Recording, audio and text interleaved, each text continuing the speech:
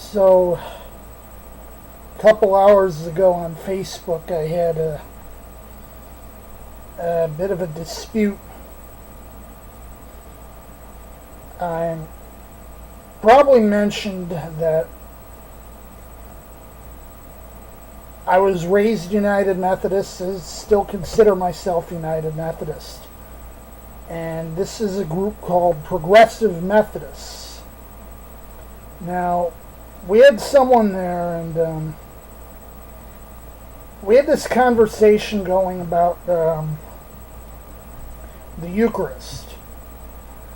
And one person said, as another traditional view of the Eucharist was that it is supernatural medicine and the real body and blood of Christ. Hence it is dangerous for those who partake of it without knowledge, in a state of sin or in a state of willful defiance of the church. St. Paul is often quoted in regard to this. As that this is closer to my own theology, although my opinion on how much it's the actual body and blood of Christ is about the same as the Wesleys. Since Paul said, this is my words here, since Paul said one should check one's conscience before partaking, and warning that people who disobeyed not only would, but already had been killed by God for doing so. Now, if you're not familiar with the passage I'm referencing, this is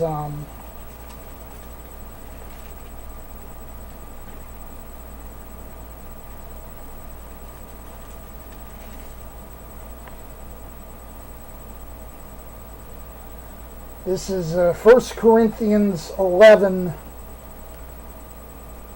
verses 27 through 30. Wherefore, whosoever shall eat this bread and drink this cup of the Lord unworthily shall be guilty of the body and blood of the Lord.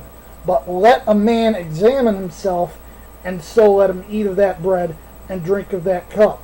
For he that eateth and drinketh unworthily eateth and drinketh damnation to himself, not discerning the Lord's body. For this cause many are weak and sickly among you, and many sleep. And we know Paul has a habit of euphemizing. If he says sleep, he usually means death. Jesus did the same thing in the book of John. So someone else pipes up and says, you've evidently inherited some terrible misunderstanding of St. Paul there. I'm not sure how it's possible to understand 1 Corinthians 11, 27 through 30 any other way than I just described.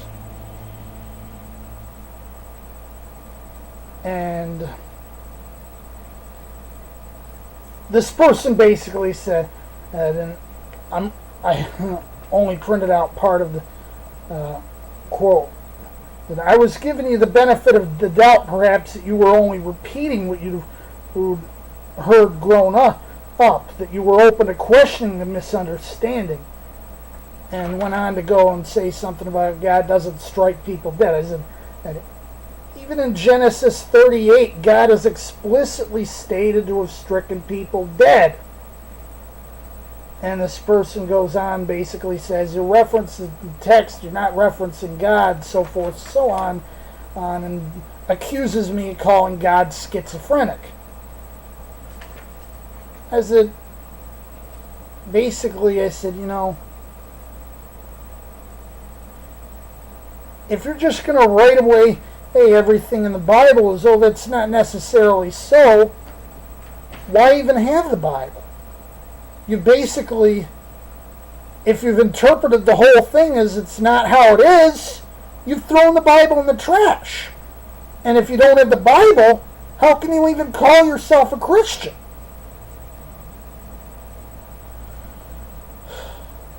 Such is the sad state of